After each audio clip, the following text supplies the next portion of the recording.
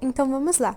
Aqui eu estou utilizando uma cera para escultura regressiva, um paquímetro, os moldes, um estilete, uma Lecron e uma Rollenbeck. Em seguida, posicionei o molde vestibular na face escolhida da cera e comecei o contorno com a Lecron. Comecei contornando pela cervical e seguindo para a mesial.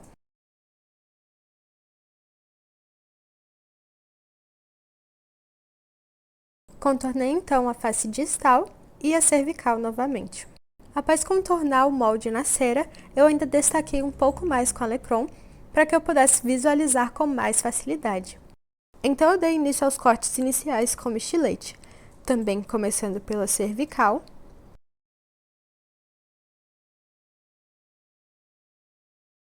e realizando um corte vestíbulo-palatino das faces proximais.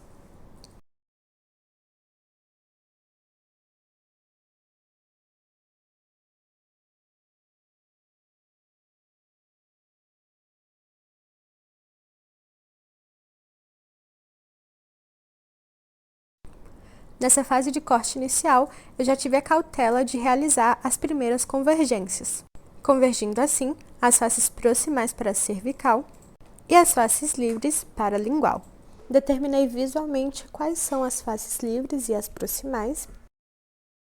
Depois dos cortes iniciais com estilete, eu segui para um desgaste com a Lecron, desgastando as faces proximais e sempre verificando as medidas da escultura.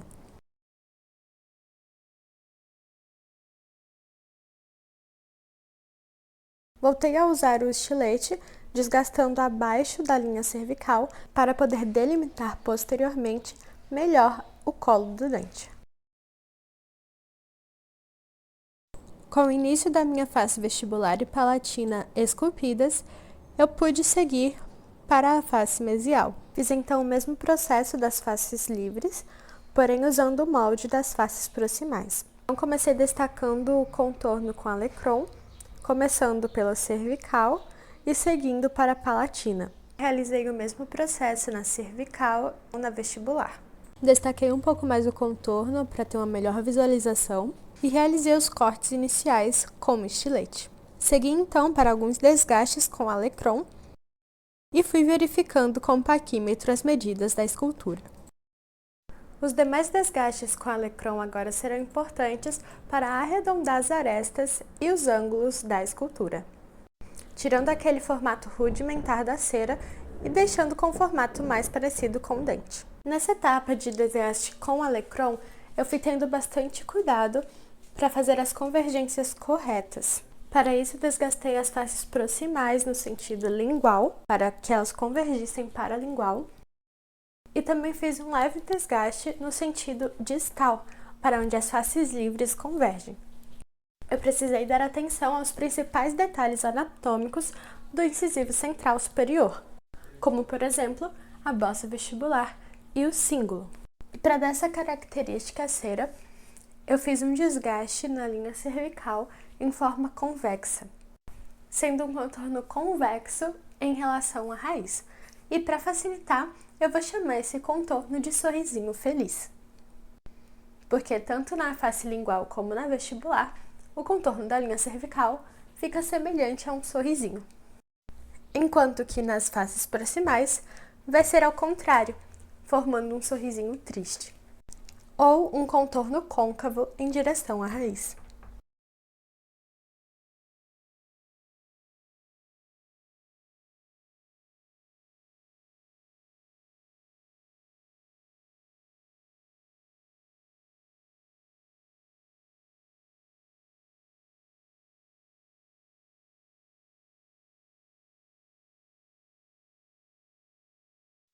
Eu também fiz mais alguns desgastes com a Lecron no que seria a raiz do dente, deixando a área cervical mais livre para fazer ajustes.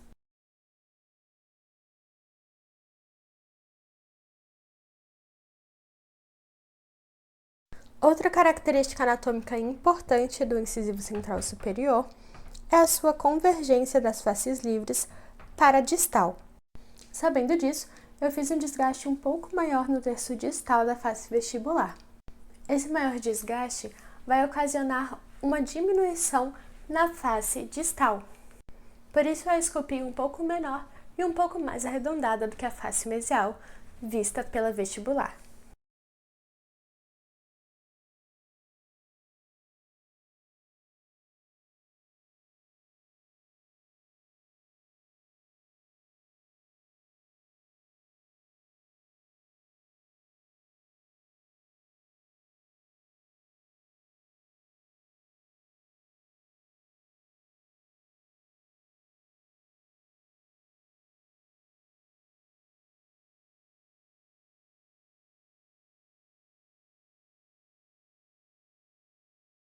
Já na face palatina, eu realizei um desgaste central correspondente à fossa palatina. Eu aprofundei a fossa palatina com as duas extremidades da Lecron, evidenciando assim as margens proximais.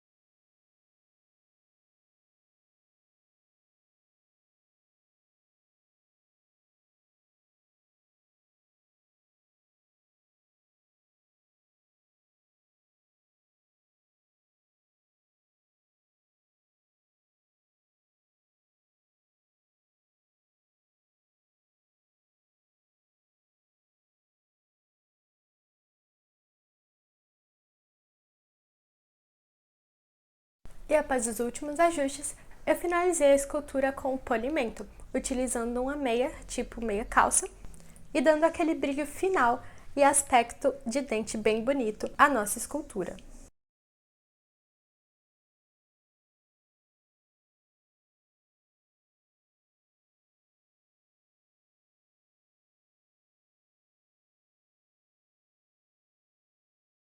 E esse foi o resultado final da minha escultura do incisivo central superior.